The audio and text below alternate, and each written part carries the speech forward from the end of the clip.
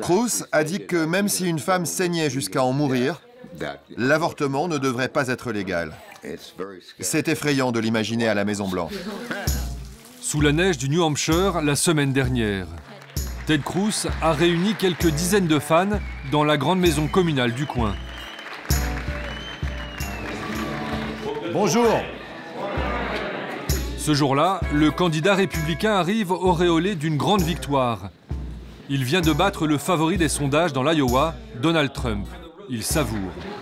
Que Dieu bénisse le grand État du New Hampshire. Quelle incroyable victoire. Cruz a beau avoir perdu la deuxième primaire organisée mardi dernier ici dans le New Hampshire, il n'en est pas moins la surprise des primaires républicaines. Personne ne l'attendait. Personne n'avait vu venir sa victoire sur Trump le 1er février dernier. Comment s'est construit Ted Cruz?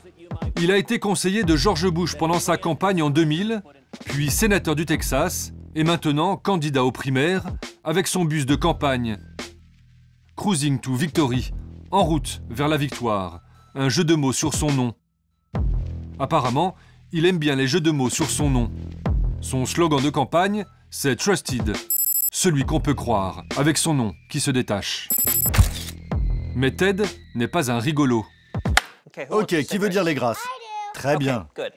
C'est même un conservateur pur et dur. Il est pour la peine de mort, contre l'immigration, contre le mariage homosexuel, contre le contrôle des armes.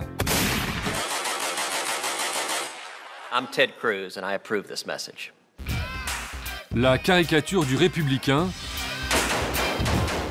qui fait cuire du bacon sur son arme. Machine gun bacon.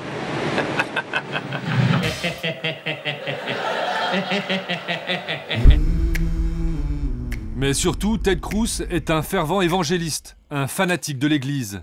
Il croit en sa victoire parce que Dieu en personne lui a demandé de se présenter à l'élection. C'est du moins ce qu'il raconte à longueur d'interview.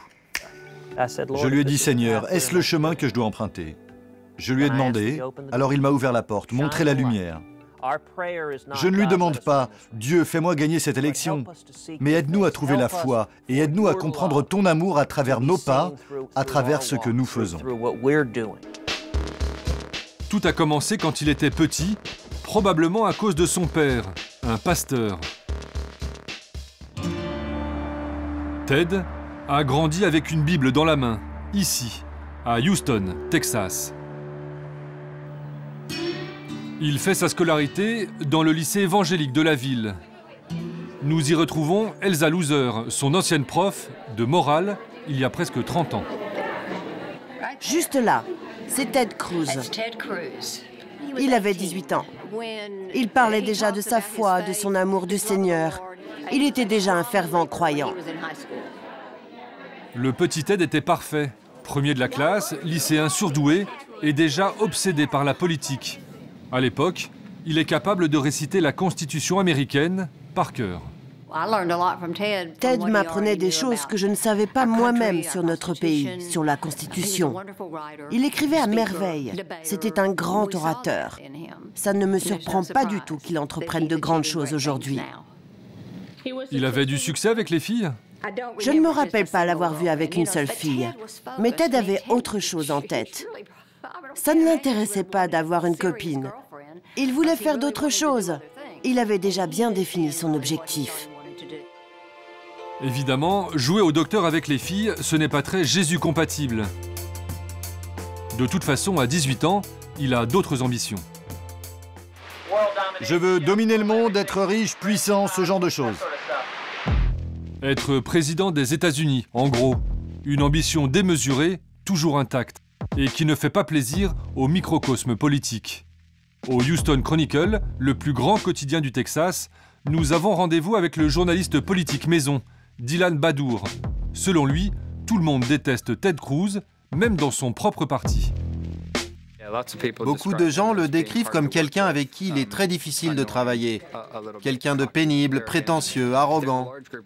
Beaucoup de gens sont effrayés à l'idée de savoir ce qu'il va faire s'il devient président, parce qu'il est vraiment extrême.